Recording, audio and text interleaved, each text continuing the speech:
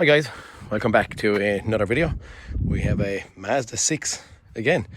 We have white in colour and not a state, so it's not our generic blue thing. What's happening to the man is he starts it, he drives it, but he has an eye light that's coming on and staying on. So he decided to stop. I don't know, you're probably not going to be able to see that. I don't think you can. I can't see it on camera, but anyway, just it's around the max mark, just slightly underneath it. Yeah, you can kind of see it there, can you? So it is just around there, our eye level. So we're okay in eye level. Now, I know my belief here on this one is that it's going to be possibly a timing chain going on to the oil pump, a small chain that goes onto the oil pump. My belief is that's going to be broken. That's my thought process. He has made a video recording of this thing. It's coming from Drogheda down, so it's up the country. The video he showed me, it started, it ran, and when it ran, it stopped. We thought maybe seized or something like that, but for now we're going to start it. We're going to have a little fast look. Our eye light is going to be in here.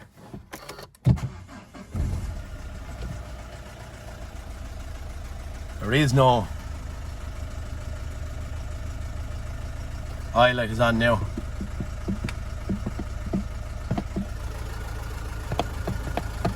No response out of the throttle at all. Mightn't sound too healthy, but I'm thinking what we'll do is we'll get it in, get the sump off it, see if this timing chain is out of braking.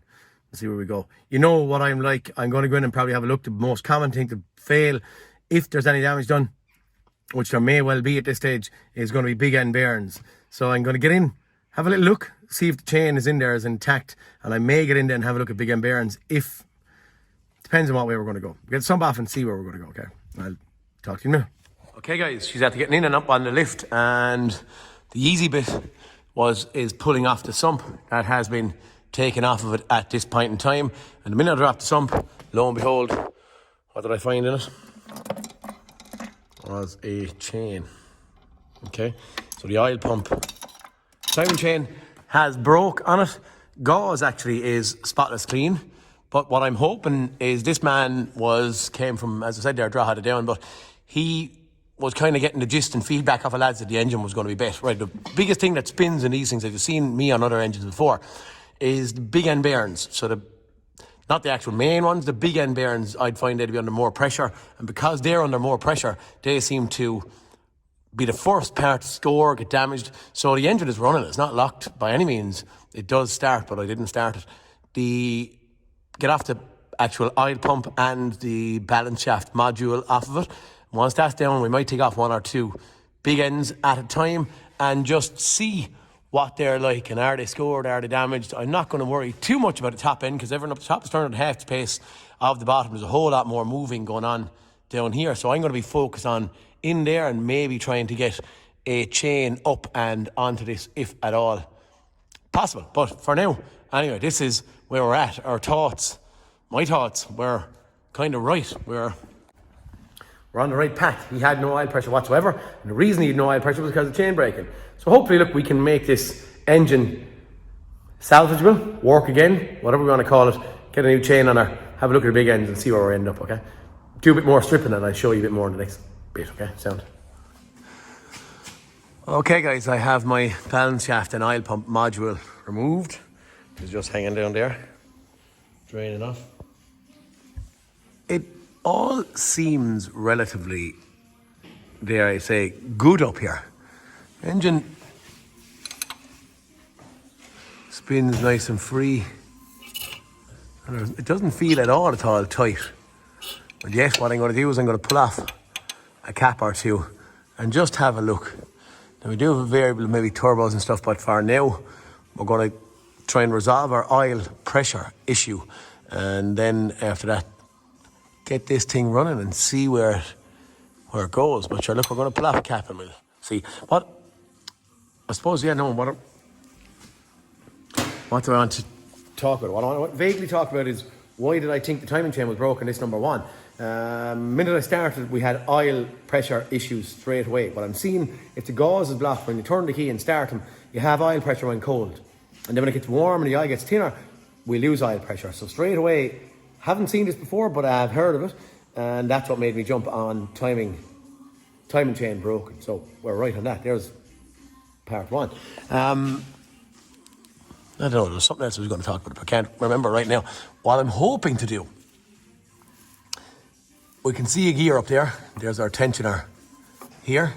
What I'm hoping is that I will be able to feed a chain up and around the crank shaft itself and back down. I might feed it up from this side maybe and then back down this way. But I'm hoping that I'll be able to do that without doing 5 hours of disassembly here. Once the chain is up and intact, well, at that stage, I can reassemble this and get our balance shaft and stuff put back on. That's my thought process. But anyway, for now, I'm going to pull off the caps and see what they look like, big end bearings. Okay, guys. There's a bearing. It'd be hard push to see anything wrong with that. The paint is actually still even on it. And then when we get up and look at the crank, it absolutely looks, again, perfect, polished, not a mark on it. So that's going to be left alone. We'll have a look. I'll show you more along the way, okay? Okay, guys, I took off number 4. Cap here. Crank is, again, bang on. Looks to be perfect. But what I do have is, when I'm looking at my bearings again, the top bearing on, in hindsight, is going to be under more pressure than the bottom. And you can see where there's a slight scuffer mark. It's not actually damaged, but just the paint or the kind of silver coating is taken off it. So just purely because of that, I'm going to call a set of big end bearings is needed. I've also gathered the chain, have it sitting here, and what I'm just looking at, I'm after filtering the whatever residue of oil was left in the sump, and all I have is just bits of chain, that pieces that are going in here and getting stuck on the bottom of my magnetic tray. But anyway, for now, look, I'm not going to worry too much about it. Okay, guys, on this Mazda 6, I've done a few phone calls around. I rang a couple of my suppliers, local lads, but big end bearings cannot be got, and the oil pump chain cannot be got. So for now, what I've done then is I rang the dealer, and the dealer said it's going to be 10 days of a delay to get big end bearings and a timing chain for it. So I have ordered them, and fingers crossed, in 10 days time, we'll put in the bearings, we'll put in the timing chain, and from there we'll see where we go. Hopefully it'll all work out. Turn the key and she'll fire up and run like a dream. Fingers crossed. Okay, guys, 10 days have passed and here we are. I suppose with a nice little box of tricks. Oil pump timing chain. I ordered this, but when I ordered this, it was just a chain that I ordered, but all of a sudden then there's a change and the dealers will only sell it to you with the 2 sprockets that it runs on. Now this sprocket, I'm going to be unable to get in because we haven't taken off our main timing chain itself and or the timing cover. So this is going to be not used. Now this one is the oil pump pulley, so I'll use that. Chain is going to be used. Big end bearings are sitting here. Sorry if you want. That's the pulley. That's the chain. And they're the big end bearings. Now what I do see, I opened up the packet. You know, I think you can see it on camera, but 1, 2, 3, 4 seem to be slightly darker than, what do we call it, 5, 6, 7 and 8. So you can see a bit of a reflection on them there, can you? And that's not something that I know of or wouldn't be aware of, but when we were looking, I'm just going to put in my cap, actually the bearing out of the cap. But I suppose if I look at it, the bottom end bearings seem to be a slightly lighter cut. Well, maybe not there. Back of it, I can't really see it. Oh, and it's quite dark. In at that end, it nearly looks darker at that end than this one. But this is the top side, and this is the bottom side. But to me, I'd probably say that the darker ones are going to go on the top, and the lighter ones are going to, yeah, no, look. So where I'm seeing a difference here is potentially on kind of like that surface area there. You can see them darker anyway, can't you? Just by the camera you can see that this section is lighter and this half is darker. So I'm going to say there are darker half of the main bearing. These are standard size main bearings. I didn't change from standard. But I'm going to go with these on the top and the lighter ones, these ones, on the bottom, okay? At this point in time anyway, that's my plan. Have a little sump of oil here ready to go. Probably won't be showing you that in great detail, but I usually have a little squirty cam, but I can't find it at this point in time. All I'm doing is putting a little smearing of oil on the big ends before I put them in, and I'm going to continue on and bait in all of these. Now up here, where are we going? Up here is where our big ends have to run, and we have examined these 10 days ago, I believe. And what I'm going to do is just, I suppose, start reassembling. That is it. You don't need to see me putting on these. I'll give you the torque settings. Actually have it on the computer in there. I'll give you the torque settings right now while we're sitting there. Torque settings, measure the bolt 45 millimeters length, and then 29 plus or minus 3 Newton meters, then 90, suggesting that that's 90 Newton meters.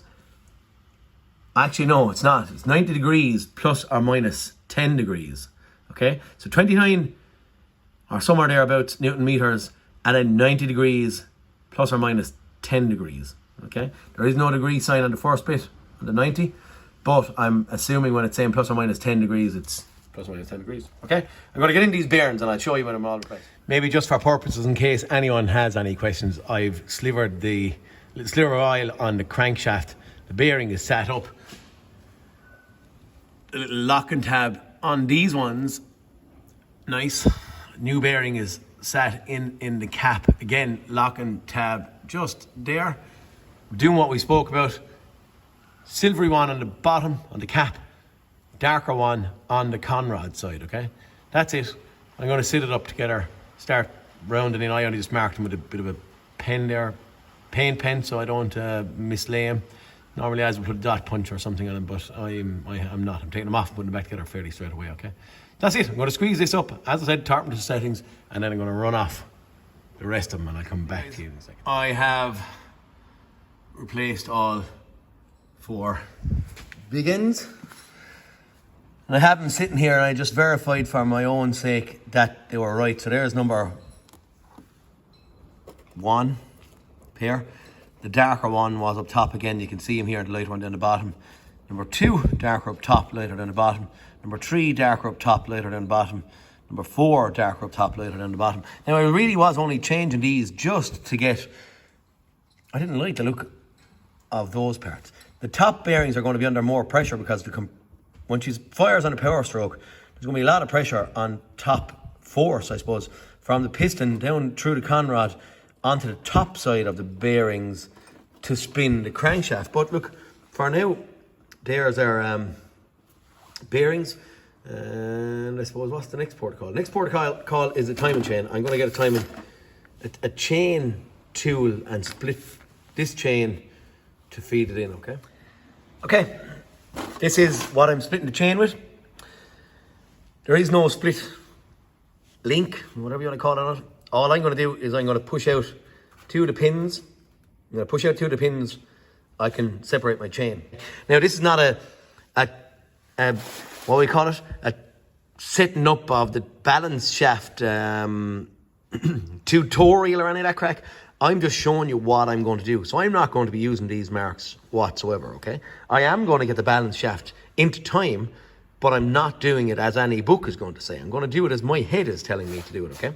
So I'll show you. While I'm reading instruction from, the procedure or the textbook process, but I'm going to use snippets out of that for me to fit on my chain, get my balance shaft in the right place and drive on. Okay, it's time to split that, all right? This is a wicked easy thing to use.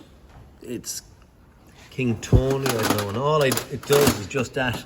That grabs onto the chain, that little pin just screws in and pops out the little link on it, okay? So as I said there's not a split link on the chain, but right now, look, we have, in theory, a link out, okay? I'm gonna get a bit of grease onto this. I'm gonna feed this back up into the engine and get it around to where I want to. Put my link back in, crimp that again, just with what I'm using is a tap of a hammer. 2 hammers probably at each side. I may show that, and just one of them is gonna go toop, toop, toop, up against the other side, and just to flare on top of these things.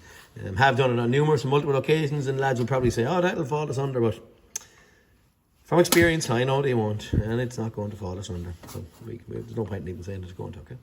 Right, I get this thing fed up and see where we end up. Feeding grease in on the chain, and what I'm hoping to do is that if I can feed it up, whichever side I'm going to feed it up on, that it will kind of stick to the gear, roll around, and once my chain is two fingers hanging down here, I'm happy enough. Okay guys, this is nearly as early as I can show you.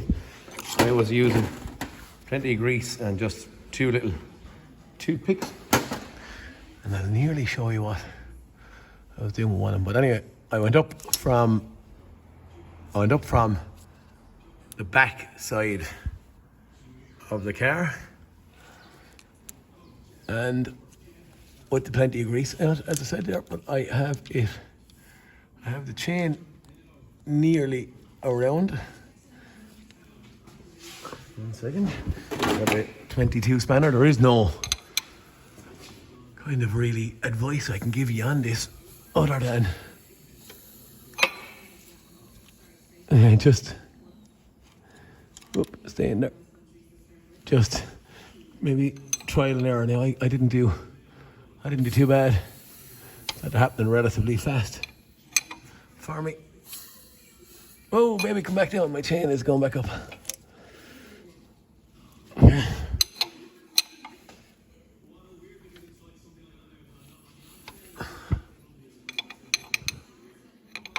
Okay, so that is kind of it, isn't it? We nearly have chain hanging out on both. I'm probably not looking at the camera now as much as I should. I'm probably looking at my chain more so, but look, here we are. At this point in time, I am now going to start to reassemble my timing chain. So I haven't, I'm trying to feed in the old link while we're looking at it. I haven't, or at least I'm not concerned with my timing at this point in time at all. I will there in a moment. I'll try and give you an old pointer on it. I don't think I'm going to get the second one on without a second hand.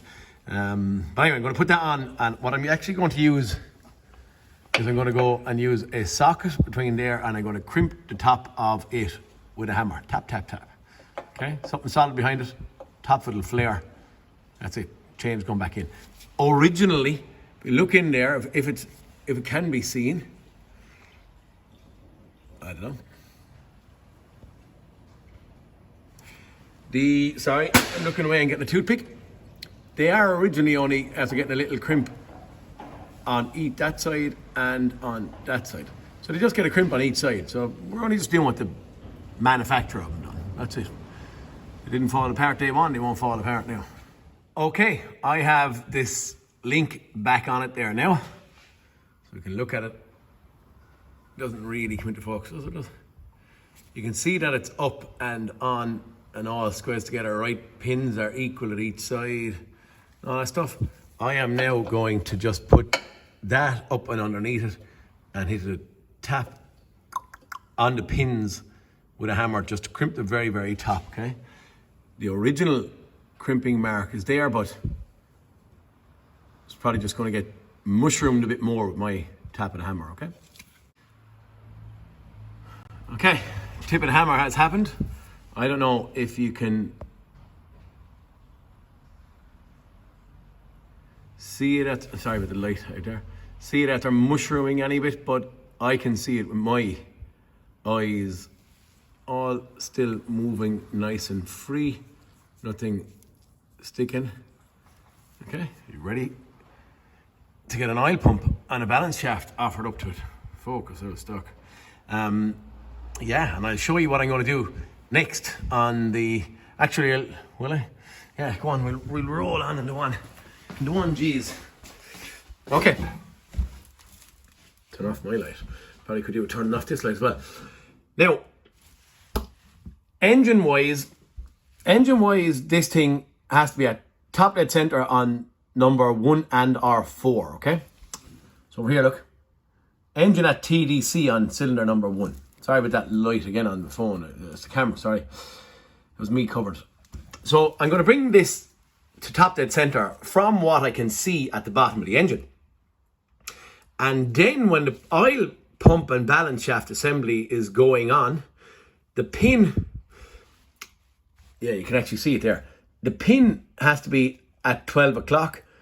These 2 marks we don't care about because we didn't have our chain timed up right. But once that's at 12 o'clock and the engine is at top dead center, well, lo and behold, our balance shaft is going to be in time. And that's what I'm going to do. Now again, I'm not saying to do this because everyone will say, oh, that's not right and doing this. It is right. It's my way of doing it. And my way of doing it is right for me. So yeah, look, this is just a shortcut for guys, okay? 12 o'clock, top dead center, and I'll show you what I'm going to do with top dead center. Okay, top dead center, I'm actually turning this by hand here. Top dead center, in theory, is going to have to mean that piston is at the very, very top of where it can go. Now, this is what I have done on a couple of occasions. Mightn't be seen exactly right, I'm just after turning and stopping as ye have seen. Now, if that and that has to be a top dead center, that means they're up to the highest point. That then also means equal and opposite, this is going to be at its lowest point, number 2 and 3. And what I am doing is, there's 1, you might see that you can, 1, 2, 3 bolts on each side of a web, okay? And if I put my little, what do you call it, ruler, I can measure the distance of the bolts, which are for the big end bearings. Oh, it's not maybe coming across on camera very well. But the bolts here versus here, you can see that. So I am about 2 or 3 mil off bottom dead center. So I'm going to move it a little bit further off camera and I'll show you again in a second.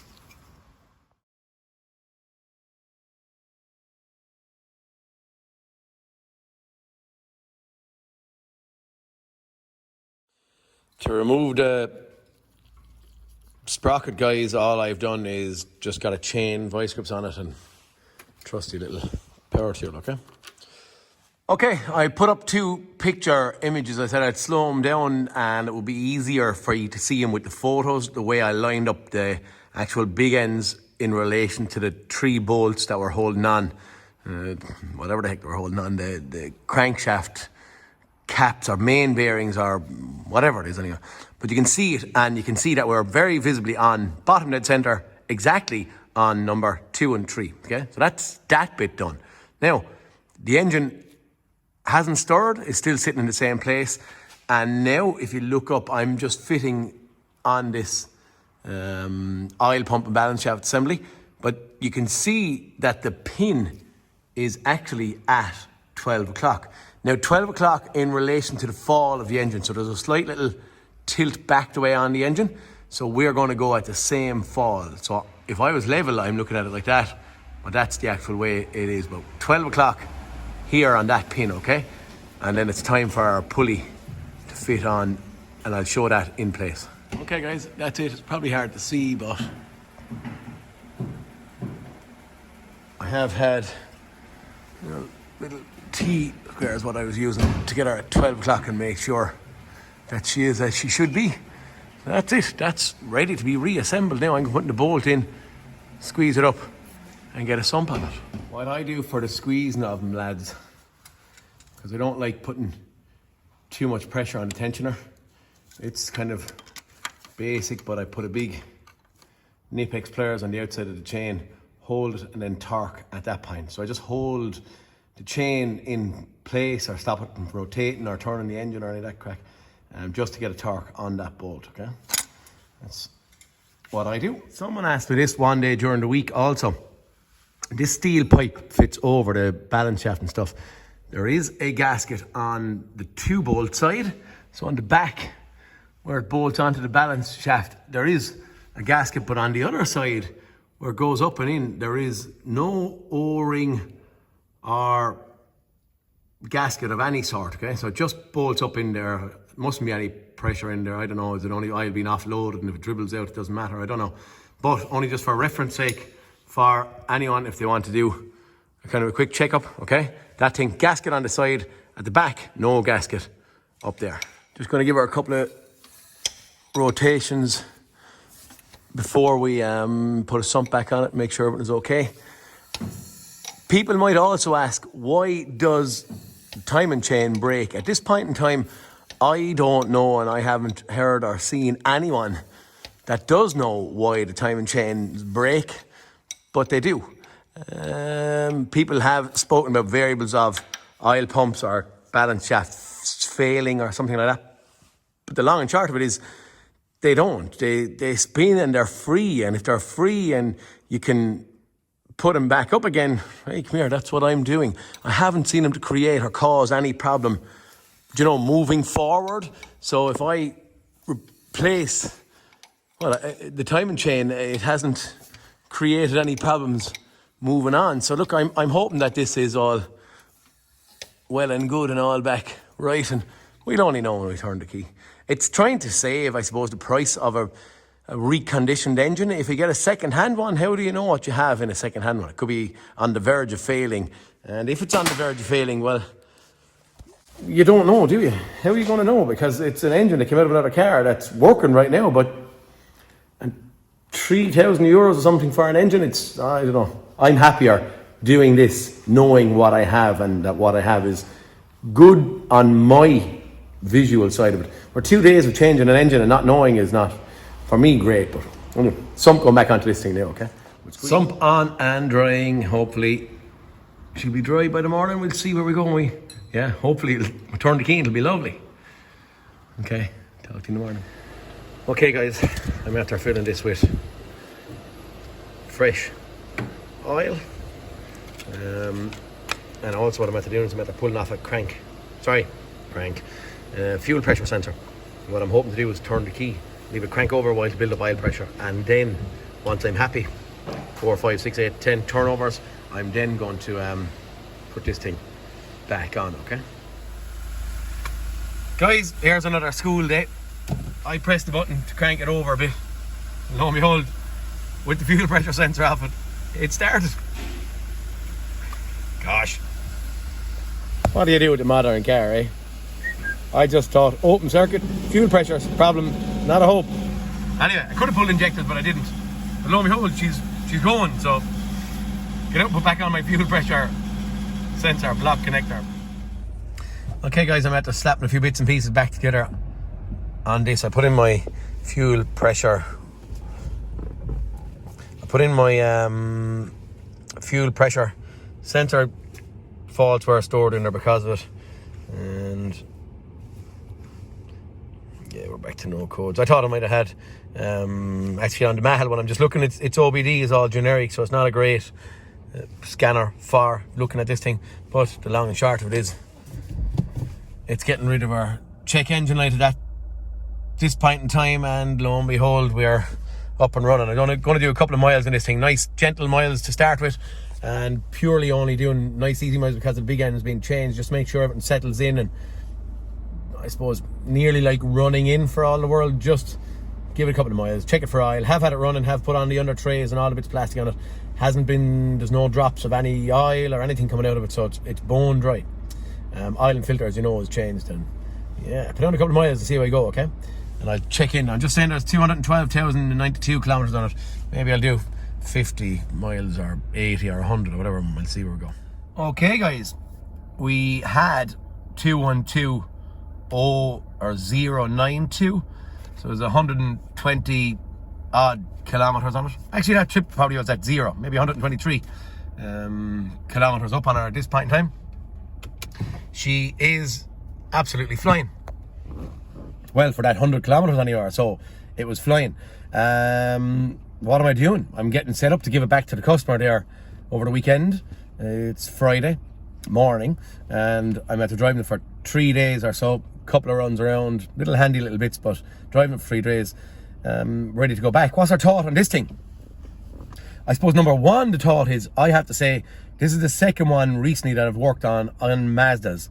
Last one was a CX-5 with a reduction in oil pressure because of the gauze blocked, but it wouldn't take the accelerator. This one, same thing, no oil pressure whatsoever, and due to that, again, it wouldn't take the throttle. So for now, what I'm saying is that Mazda as a manufacturer is a quite good, well, that's a programming or whatever the heck you want to call it. But once it sees low oil pressure, it decides to ignore the throttle pedal and the driver's input into the car, which is very, very good, because what has it done here? It has saved the engine. On that Mazda, the CX-5, it also had saved the engine. That was on the motorway a couple of times when it actually stopped. This was started up from cold, blue cold light was on, and lo and behold, I think he didn't. He in theory turned the car off fairly soon after he saw engine lights and oil lights and all that crack on. It ran a couple of times dry as a bone, but in saying that, look, at this point in time, he has saved his engine. Big end bearings, oil pump timing chain, split, put back on, the balancing of the timing of the balance shaft, and yeah, shortcut again. You know me, shortcuts if we can. Now, this was a €5,000 repair, as we said, and it's going to be now a whole lot cheaper. I think it's something like 2. But a big saving, okay? He's in a winning seat now. I'm in a winning seat. Car is done and gone, and we're all happy days. Boys, for this one, I suppose I'm going to sign out. I'm going to thank you all for liking and subscribing. Really do enjoy the comments and all that kind of stuff. And I'll sign out, and I'll see you all in the next cartoon. Peter Kennedy.